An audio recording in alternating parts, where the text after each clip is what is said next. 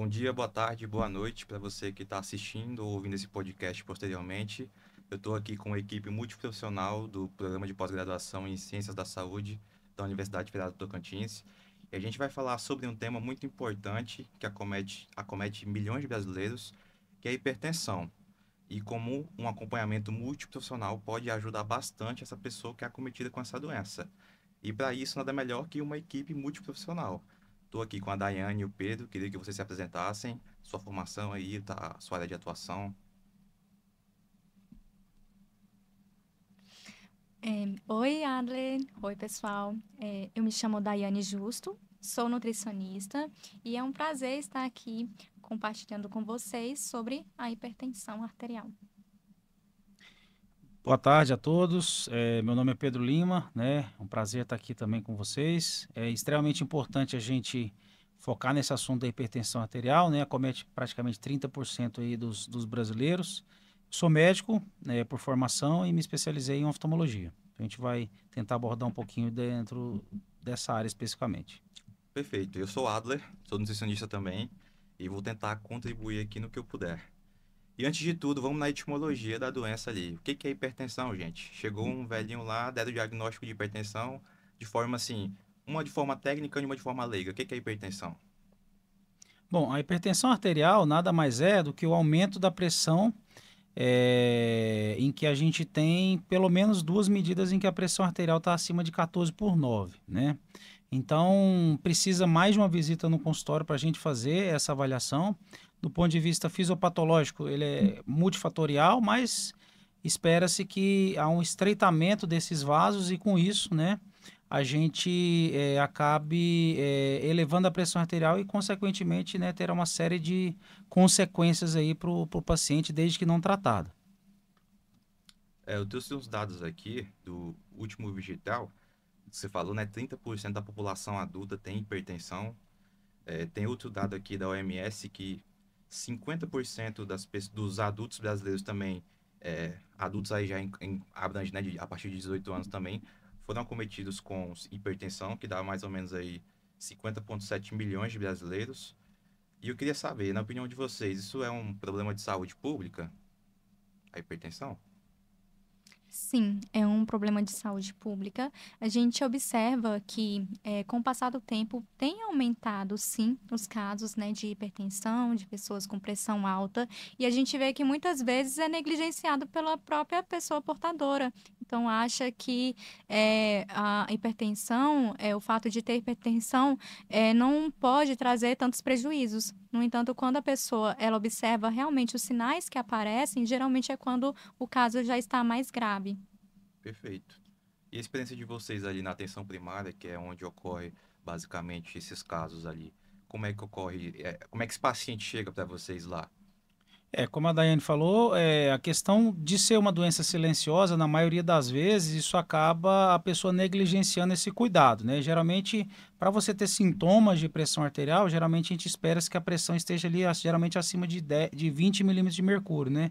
Então, isso aí, de maneira assintomática, vai causar danos, né? Não só ao fundo de olho, à retina, aos olhos, né? Pode causar danos também ao sistema cardiovascular de maneira geral, aumentando o risco de infarto, AVC, e também até de problemas renais, né? Dentre outros, né, comemorativos aí que o paciente pode ter. E na atenção primária, geralmente a porta de entrada desses pacientes, né?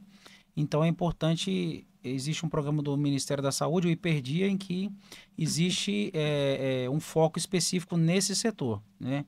Buscando sempre a prevenção e também, né, o tratamento ali na atenção primária para que esse paciente não chegue numa condição mais severa, né, que não é incomum chegar, né? Perfeito.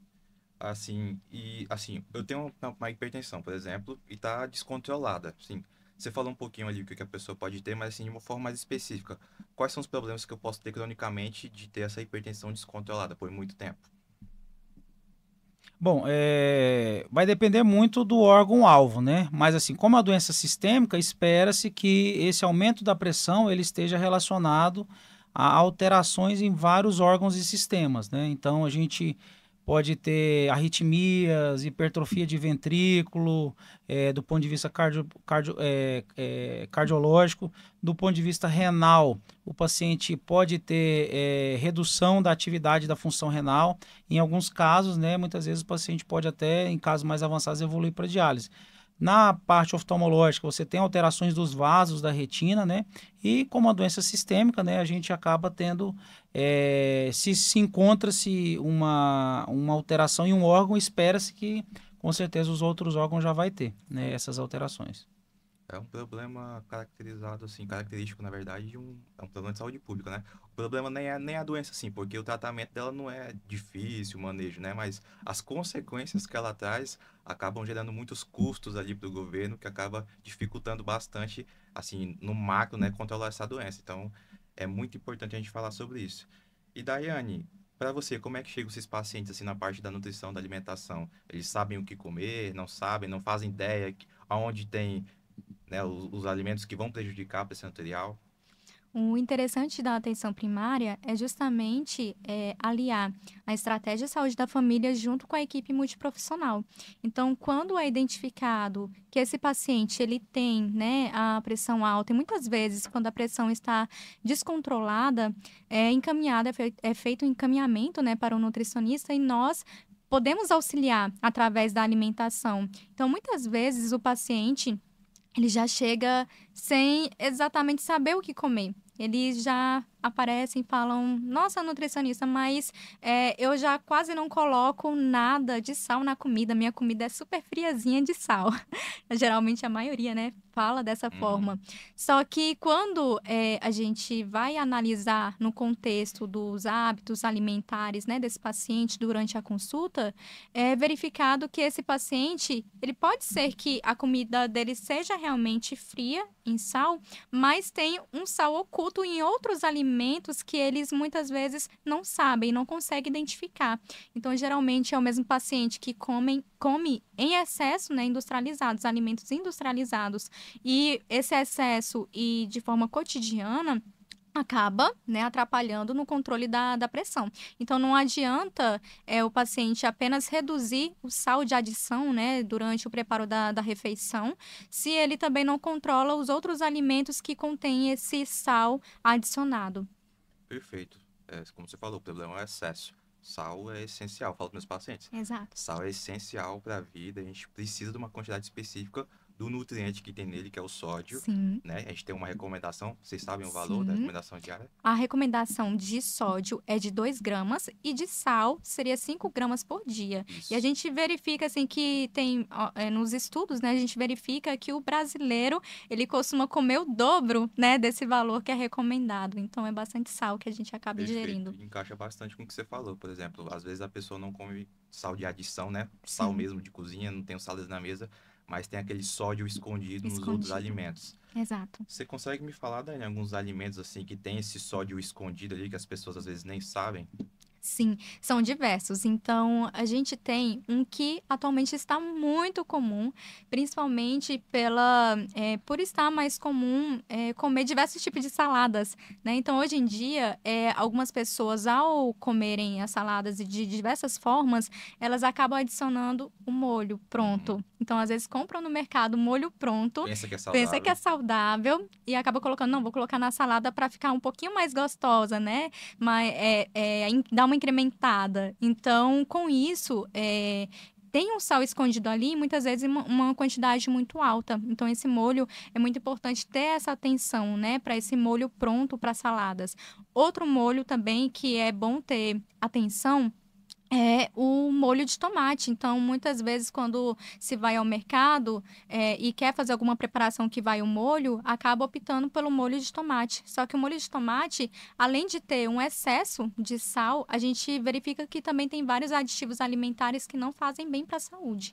Então, uma opção interessante seria substituir o molho, né, pronto de tomate pelo extrato de tomate. Ou melhor, fazer, né, o seu próprio molho de tomate em casa. Outros exemplos, a própria bolacha, água e sal, né? Então, a gente vê que algumas pessoas acabam consumindo em excesso, né? A bolacha em água e sal, bem regional. Então, tem uma quantidade alta de sal. Nuggets, lasanhas prontas, embutidos como salame, linguiça, salsicha, industrializados assim no geral. Inclusive tem até alimentos doces, né, industrializados doces. Então algumas pessoas acham que, por exemplo, num biscoito recheado não vai ter sal. E sim, tem bastante sal escondido. Então, é muito importante ter atenção no que está comendo e controlar a quantidade. Não é que vai ser proibido comer, né? O resto da vida vai ficar sem consumir esses alimentos, mas é bom sempre reduzir para a gente ter ali um equilíbrio da nossa pressão. Perfeito. E tem um também que é o campeão aí dos universitários, consomem bastante, que eu acho que é nos que tem mais sódio da indústria aí, que é o famoso miojo. O miojo, verdade. Cara, só um pacotinho dá quase gestão diária toda. Sim. E tem gente que come 1, 2 por dia ali. Exato. Eu já comi também quando tava no começo da faculdade, mas depois aprendi, fui retirando Já a minha saiu do alimentação. cardápio, né? Já faz tempo que eu não como mais. Mas assim, ele é campeão mesmo. Adolescente também gosta bastante. Gosta. Eu tenho uma sobrinha, né? E às vezes eu vejo, né, que o que ela come, assim, aí eu vejo, às vezes, comendo miojo, aí dá dor no coração, os pais não sabem, eu tento ensinar, né, mas esse é o nosso trabalho, né, essa é uma ferramenta de educação nutricional. E assim, eu queria saber como é que quem está ouvindo a gente consegue identificar quanto de sódio tem esses produtos para a gente ficar nessa margem de gestão diária. Uhum. Uma coisa que é muito importante é aprender a fazer a leitura do rótulo, né, dos alimentos. Então, sempre quando for comprar algum alimento que seja industrializado, é bom sempre dar uma olhadinha no rótulo. No rótulo do produto, atrás do produto, vem uma tabela que a gente chama ela de tabela nutricional. Nessa tabela nutricional, lá é descrito alguns nutrientes e a quantidade por porção desse produto. Então, lá vai vir, né, a quantidade descrita de sódio, por exemplo. Então, por exemplo, a bolacha água e sal. Vamos supor que a pessoa quer comprar uma bolacha água e sal. É importante ele dar uma olhada lá no rótulo e ver a quantidade do sódio que tem, né, de acordo com aquela porção. Então, se a porção daquele produto é 3 unidades de biscoito, né, água e sal, bolacha água e sal, então, e se o sódio for de 300 miligramas, por exemplo, então ela vai estar ingerindo em 3 unidades de bolacha, 300 miligramas de sódio. Mas geralmente não fica só em 3 unidades de bolacha. Geralmente é o pacote todo, se deixar. Então, aí vai extrapolar para 900 ou até 1.000, né, miligramas de sódio. Então, é muito importante ter atenção. Hoje em dia, a gente teve um avanço também, né,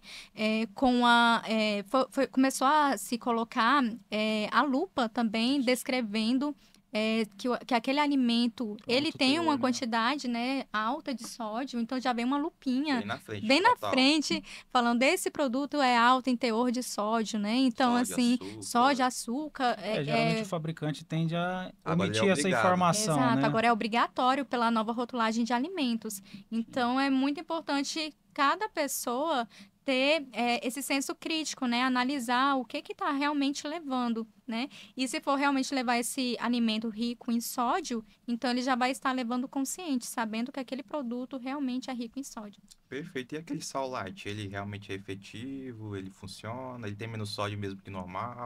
Dá para consumir? O gosto muda? Não. É praticamente a mesma coisa, né? A quantidade de sódio, então muda pouca coisa. Então, vai continuar o produto, mesmo sendo sal light, né? Vai continuar com uma quantidade... um pouco sódio nesse sal light, então? No sal light tem uma certa redução se comparado com o tradicional. No entanto, se a pessoa acaba pesando ali na mão, então não vai ter tanto, né, resposta quanto para o controle da pressão. E não somente assim o sal light, né? Tem diversos produtos hoje considerados fitness, né? Que tem a redução ali de diversos nutrientes, como produtos lácteos, DATs, etc. A gente vê que muitas vezes o público acaba comprando, né, esses alimentos pensando, não, se é fit é saudável, e muitas vezes não é, justamente porque quando se reduz ali uma quantidade de gordura, por exemplo, de um produto light, ele acaba pesando a mão, né, Reduz um e compensando, aumenta e outro. aumenta outro, acaba aumentando o sódio, por exemplo, para tornar mais agradável, né, ali o paladar, ou aumenta o açúcar, então nunca vai reduzir apenas um nutriente, se reduzir um nutriente, ele vai acabar compensando em outros, então Compensando. é sempre bom ter essa atenção, né, para esses produtos fits, lights, diets, etc. Perfeito. E para fechar esse bloco aqui sobre a hipertensão, os fatores associados, né? Manejo nutricional de tratamento, assim, uma mensagenzinha para quem tem hipertensão, mas gosta de comer bem, assim, como é que ela consegue reduzir esse sal e continuar ali controlando sua hipertensão? Então, a primeira mensagem que eu deixo é que você não precisa cortar o sal, como o Adler falou. O sal ele é muito importante, né, para a nossa saúde. Então, é muito importante quando você começa a fazer novas escolhas alimentares, a gente já está pensando na questão do autocuidado consigo. Então, no longo prazo, quando você vai começando a reduzir, seu paladar vai acostumando também. Então, não é sobre cortar, mas é sobre você saber equilibrar. Isso não serve só apenas para o sal, mas para tudo, né? Na questão da nossa alimentação. Então, o equilíbrio é a chave. Perfeito. E você, Pedro, na parte médica e a orientação você Eu daria? imagino que a gente tem essa dificuldade justamente por ser uma mudança de hábito de vida, né? Como a Daiane falou. Então, acho que reforçar isso daí, né? Explicar para o paciente, orientar, né? Ter esse trabalho multiprofissional entre médico, nutricionista e outros especialistas é importante para que a gente conscientize o paciente, né?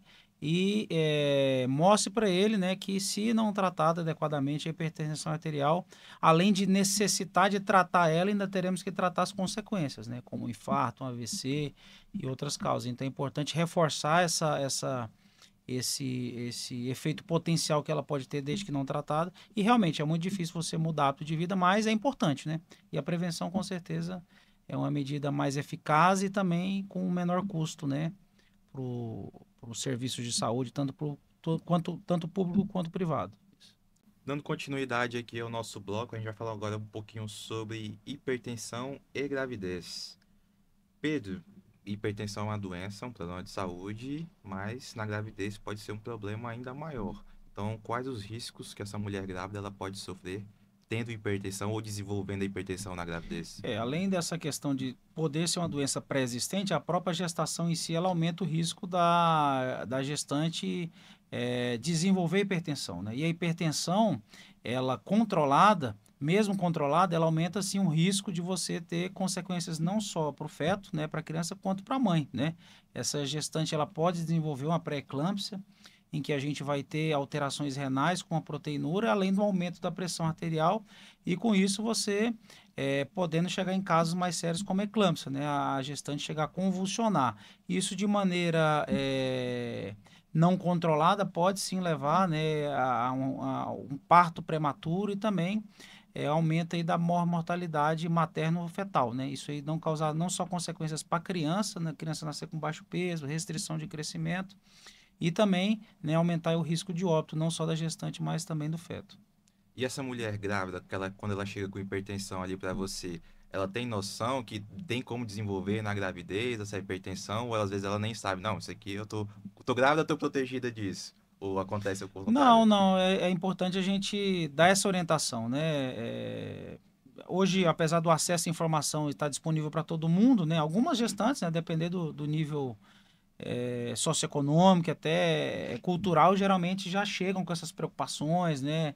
Já meio que adianta essas informações, né? Sobre a questão do cuidado ali com a alimentação, cuidado ali com a pressão arterial, com risco de desenvolver diabetes também. Então, vai depender muito do perfil de paciente que você está atendendo. Mas existe sim, né? Essa importância da gente orientar essa gestante, não só do risco de hipertensão, mas também de infecções durante a gravidez, entre outros fatores que podem comprometer ali a saúde tanto da mãe quanto da criança.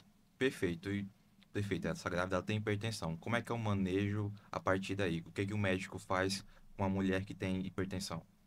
Bom, o manejo são mudanças alimentares, né? Estimular ali a realização de atividade física, claro, atividades ali de baixo impacto, né? Condizentes com a idade gestacional, da gestante e também, né, iniciar ali o uso de medicação hipotensora, né? Lembrando que a gente tem uma alteração vascular importantíssima na gestante, né? Essa medicação pode ter efeitos colaterais e é importante orientar muito bem a gestante, né, desses possíveis efeitos adversos que ela pode ter e da importância, né, de não suspender a medicação, né, quando ela acha que aquilo está fazendo mal, mas reportar e isso aí ao médico é importantíssimo. Perfeito.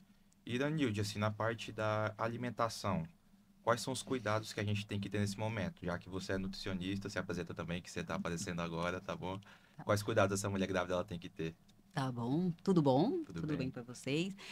Meu nome é Iranilde, eu sou nutricionista e eu vou falar um pouquinho aqui sobre a alimentação na gravidez, né? A alimentação na gravidez tem que ser uma alimentação balanceada e cada caso é um caso. Então, se a paciente chegou, ela tem hipertensão, eu vou tratar hipertensão, diabetes, então eu vou tratar aquela paciente conforme as necessidades nutricionais dela. Então, mais basicamente seria frutas e verduras, cereais. Então, para diminuir a pressão, se caso chega uma paciente e ela tiver hipertensão, fazer uma introdução de alimentos com uma quantidade de potássio, magnésio, né, que vai auxiliar nessa... O potássio, né, ele auxilia no transporte do sódio, né, acaba excretando o sódio. Então, uma dieta com baixo sódio e com potássio, eu acabo equilibrando, mas depende da paciente, né? Uhum. Então, para a grávida, né, a gente tem que ser o atendimento da equipe multi, né? Porque a gente não atua sozinho, tem que saber, porque é um público que requer muito cuidado, e cada ato vai influenciar no binômio, né, mãe e filho, né, podendo levar a óbito. Então, é uma que tem que ter cuidado. Então, alimentação balanceada, frutas, cereais, aquele clichê, né? Descascar, desembalar menos e descascar mais. Então, naturais, alimentos naturais, leguminosas. É o famoso feijão com arroz. Perfeito. Então, isso que funciona, né? O básico que funciona, né? A gente fica querendo colocar coisas diferentes. A dieta da moda, a dieta... Não, gente, vamos por que funciona, né? O básico que funciona. Então, é a comida balanceada mesmo. Você falou aí do potássio e magnésio, a grávida ela tem que ter uma restrição desses minerais ou tem que consumir moderadamente? Tem alguma coisa? Tem limite, sim. Tem recomendações, né, de quantidade. Então, a recomendação que a nutricionista pode recomendar tem um limite, né? E hoje, se a gente não pode suplementar, porque tem que consultar o médico, porque dependendo da medicação que ela está tomando, pode ter interações. Então, tudo tem que ser com a equipe para poder passar para essa grávida. Mas alguns alimentos como banana, alimentos que têm potássio, banana, abacate, vários alimentos a gente pode, né? Magnésio, né? Então, dá para conciliar isso aí na alimentação. A alimentação fornece esses nutrientes para essa mãe, né? Para essa grávida. Pedro, assim, trazendo assim para a tua área de nicho ali, que é a oftalmologia, tem alguma coisa também que pode afetar a visão dessa grávida? Assim, a hipertensão pode afetar a visão dessa grávida de alguma forma? Pode, né? Você pode desenvolver, sim, uma retinopatia hipertensiva, né? Nos seus vários estágios, a gente tem um estágio ali de 1 a 4, isso aí pode, inclusive, comprometer, né? Nos estágios mais avançados, a acuidade visual da paciente. E, geralmente, quando está naquele estágio de pré-eclâmpsia, é uma tendência do paciente ter moscas volantes, embaçamento visual, né? Pode ter visão dupla, que é a diplopia. Então, são dos sinais que a gente, geralmente, a grávida relata, juntamente ali com dor de cabeça e outros sintomas, que a gente pode suspeitar que essa pressão não está adequadamente controlada, né? Pode ser até um sinal para você dar o diagnóstico de hipertensão, Sim, né? Ela claro. tá tendo... Inclusive, a avaliação do fundo do olho, né? Não só nas gestantes, mas também nos pacientes sabidamente hipertensos, ele vai não só estadiar a doença, né? Você vê ali como é que está o estágio de controle da doença, mas também, muitas vezes, você faz o diagnóstico pela avaliação ali do fundo do olho. Perfeito. E um dos alimentos que tem que ser evitado, que hoje virou febre, é o energético, né? O energético é um alimento que hoje é uma bebida, né? Que ficou comum entre todo mundo, né? E disseminada, e as pessoas tomam substituindo água, né? Deixa de tomar líquido e passa a tomar e não vê o excesso de Mas pra cafeína. grávida a gente já tem que dar um pé no freio pra isso, né? Por causa do excesso de cafeína que ela não pode Sim. consumir. Isso, E em aí, moderação. às vezes ela gosta de tomar café, um refrigerante ali que pode ter cafeína também. Um chá, né? Exatamente. Então, esse a gente tem que cuidar, né? Fora as outras coisas que já tinha se falado, né? Que é o sal. A gente tem que limitar a questão do sódio, né? Substituir por ervas, né?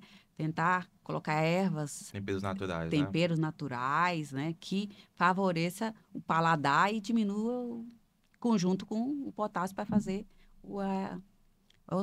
a excreção desse sódio na urina, né? Gente, dando seguimento aqui para mais um bloco, a gente vai falar um pouquinho sobre estratégias para melhorar a adesão. Eu, como nutricionista, vou falar aqui que se a pessoa tem adesão ao tratamento ali do planejamento alimentar, ela consegue muitas vezes reduzir as doses dos medicamentos ou até então retirar alguns medicamentos, se ela tem uma mudança no estilo de vida associada à mudança na alimentação. E eu queria saber, assim, na parte dos medicamentos, que agora a gente tem um farmacêutico aqui na mesa, juntamente com o médico. Quais são os medicamentos, assim, mais prescritos pela medicina ali para tratar a hipertensão? Bom, existe uma ampla gama, né, de medicações que a gente pode usar. Claro, vai depender do perfil de paciente, mas existem bloqueadores de canais de cálcio, a gente tem os inibidores da ECA, né, beta-bloqueadores, então existe uma ampla gama de medicações que você pode usar como monoterapia ou então fazer essas associações.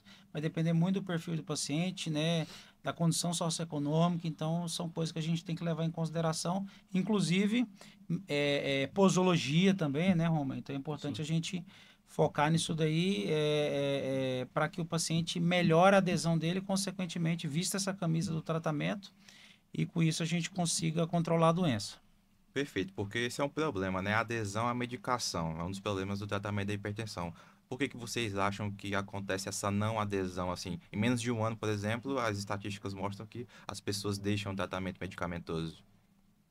Sim, primeiramente me chamo Homer Carneiro, sou farmacêutico clínico e realmente a gente consegue observar a falta de adesão por um grande grupo da população que sofre de hipertensão.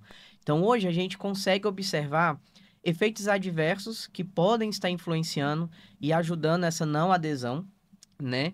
A parte mesmo de estar e ter acesso a esses medicamentos, mesmo que hoje esses medicamentos são medicamentos mais baratos, medicamento que ajuda e que está sendo uma parte do próprio governo, né? Então hoje a gente tem programas, por exemplo, da farmácia popular, nós temos programa até mesmo da farmácia do SUS, que está aí auxiliando essas pessoas que não têm acesso a esses medicamentos. Disponibilizam gratuitamente, né? Isso, que está distribuindo mesmo gratuitamente, ajudando essas pessoas que não têm a capacidade de comprar.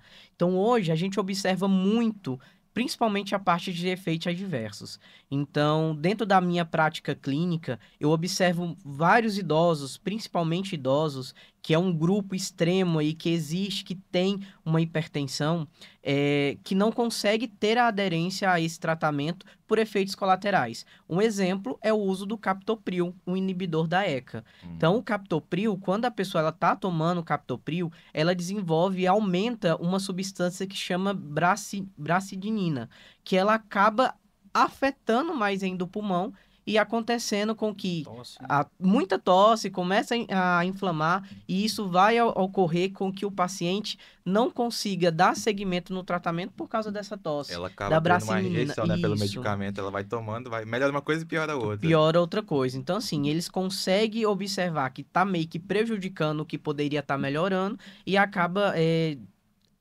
largando aquele tratamento, né? Junto a isso, né, Romer, tem a questão da doença, na maioria das vezes, ser assintomática, né? Perfeito. Então, assim, para que eu vou estar tomando um remédio que em vez de me fazer bem, no pensamento do paciente, me faz mal, né, Romer? Isso, com certeza. Então, essa parte de ser assintomático é muito comum. Então, o paciente ele começa a ter as suas crises hipertensivas, começa a ter um controle da sua pressão arterial com os medicamentos. Quando melhora, eles querem abandonar.